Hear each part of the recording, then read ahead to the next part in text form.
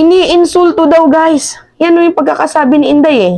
Ang sabi ni Inday, degraded, insulted, and belegal our legal institution. Pero siya din naman, may ginawa din namang pangmamaliit sa ating legal institution dahil nga sinuntok niya dati yung sheriff nang hindi man lang siya nakasuhan. Sorry, it's DJ.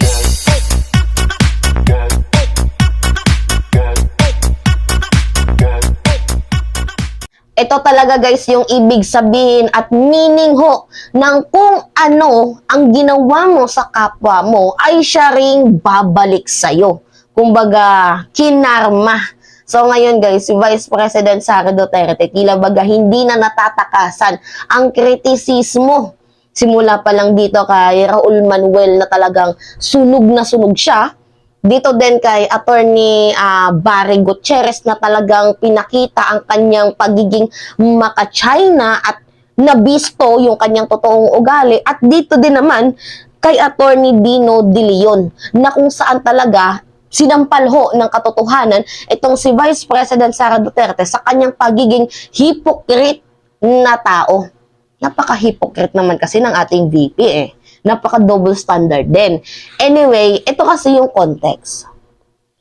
Sabi dito, sa impact leadership, she has no moral high ground. Former Senator Leila de Lima spokesperson Attorney Dino De Leon slams. Sinampal ho ng katotohanan si Vice President Sara Duterte sa kanyang pagiging hypocrite. For her hypocrisy after she criticized the House of Representatives for hearing House resolution urging the government to cooperate with the International Criminal Court or ICC.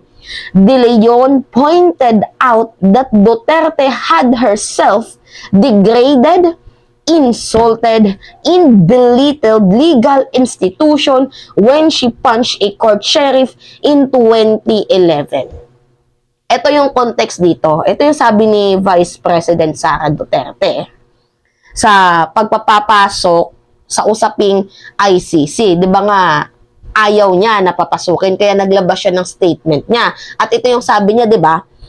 To allow ICC prosecutor to investigate alleged crime and that are now under the exclusive jurisdiction of our prosecutor and our courts, it not only patently unconstitutional but effectively belittles and degrades our institution.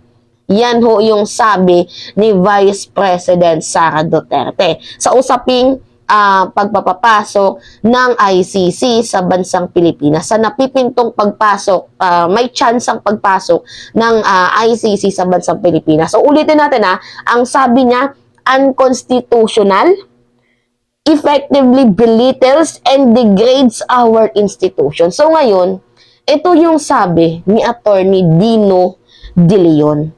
Si Sara Duterte, attorney din naman yan, naging lawyer yan. Yun nga lang, walang naipanalong kaso. So sabi dito ni Dino Singson De Leon, when Sara Duterte punched the sheriff, an officer enforcing a court order, she has degraded, insulted, and belittled our institution. She has no moral ground. She has no moral high ground to now to say that ICC's prosecution of Duterte's mass murder insult our justice system. Huwag kami, Fiona. Yan ho, yung sabi ni Attorney De Leon. Tila baga, totoo naman ho. Kasi guys, nung sinuntok niya ang sheriff, diba? Nakulong ba to? Nakasuhan? Wala. Kasi nga, malakas. Diba? Pinapasakamay nila ang batas. Hindi man lang to nakasuhan, ang naging masama pa dito, yung sheriff. Diba? Na ginagawa lamang ho ang kanyang trabaho. Sinabi na mag-meet up kayo, 9. Ayaw makinig, 11 daw. Okay, wala ka na ngang pagpapahalaga sa oras, tapos gusto mo, ikaw pa yung nasusunod, tapos ikaw pa tong may ganang manuntok. Ito yun guys eh. Pakita ko sa inyo yung video Wait lang. Pakita ko sa inyo yung video ni Inday. Ayan o.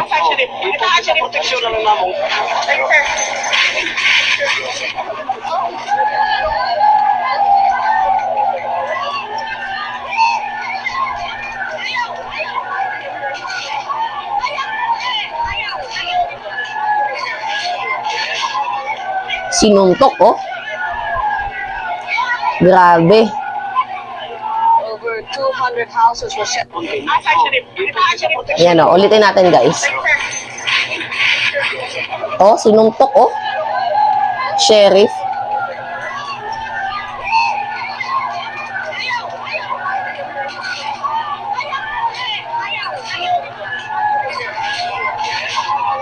Diba?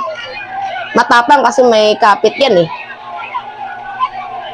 Over 200 houses were set on fire. Tapos, ito yung interview siya. Nagmatigas pa. Panood ko sa inyo, guys.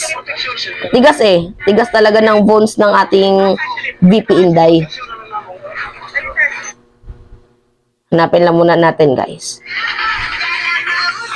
Ito, panoorin niya. Galit po niyo, Mayor, no? Pero nakita ko namin kasi dito sa video, pinapanood namin na hindi niyo muna yata kinausap yung sheriff, sinuntok niyo ba agad? Para bang inilagay niyo sa sariling kamay niyo na niyo yung batas, Mayor?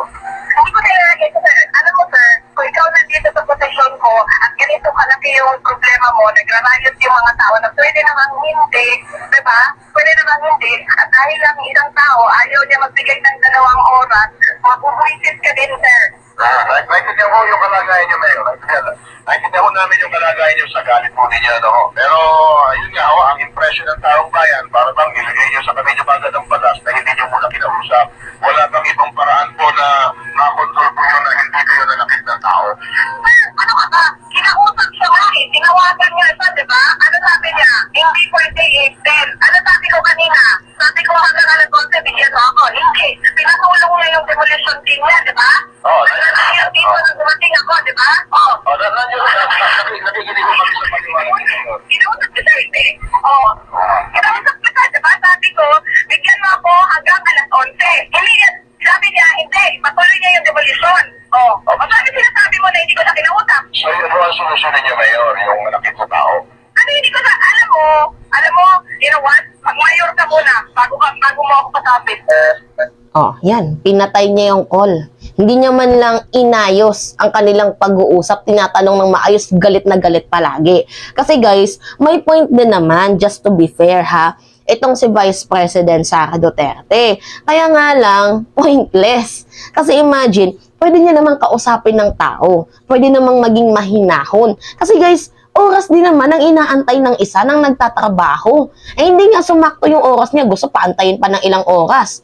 'Di ba? Filipino time yarn, sinabi ganito kayo oras magmi-meet up, ganitong oras kayo mag-ano, ayaw mo naman pumunta sa tama at eksaktong oras. Tapos gusto mo meron kang sarili mong oras. Tapos ngayon na ginawa lang naman ho ng sheriff yung kanyang trabaho bilang nagde-demolition job sila. Tapos ngayon, ikaw pa tong galit na galit, gustong manakit.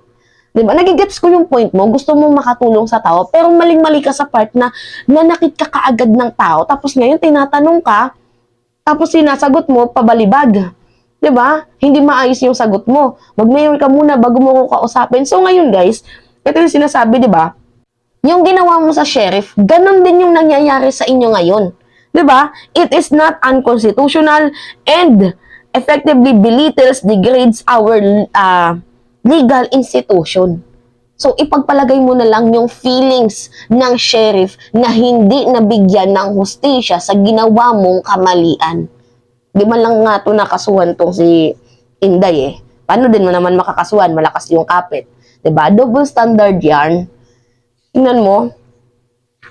O ngayon, sinupla ka ni Atty. Dino De Leon na ikaw pa yung may lakas ng loob na sinasabihan mo na nang iinsulto, binibilittled, yan, minamaliit ang legal institution where in fact, ikaw ho yung nang mamaliit sa ating legal institution dahil ikaw mismo hindi ka nakasuhan nung sinuntok mo ang sheriff.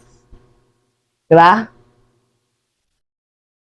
Iniinsulto daw guys. Yan yung pagkakasabi ni Inday eh.